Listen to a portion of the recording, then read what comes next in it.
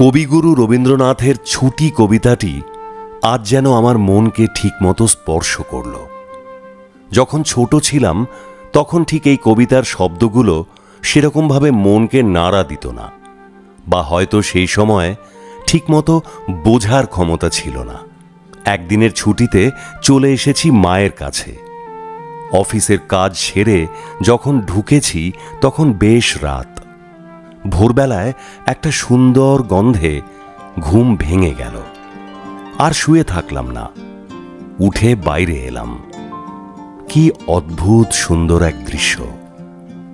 মাটি ঢাকা পড়ে আছে শিউলি ফুলে, পাশে ফুটে রয়েছে থোকা থোকা সাদা গোলাপি স্থলপদ্ম। কিছুক্ষণের জন্য মনে হলো আমি যেন স্বর্গে আছি। আমি সেই গন্ধে একেবারে মাতোয়ারা। অদ্ভুত এক অনুভূতি। আমি আরো এগিয়ে চললাম। বাইরের গেট খুলে একটু এগিয়ে গেলাম পুকুরের দিকটায়। সূর্যের লাল আলো যেন ধুয়ে দিচ্ছে সব গ্লানি। আমার মন একেবারে শান্ত হয়ে গেল। আর সেই লাইনগুলো এখন চিৎকার করে বলতে ইচ্ছে করছে, আজ আমাদের ছুটি ও ভাই, আজ আমাদের ছুটি।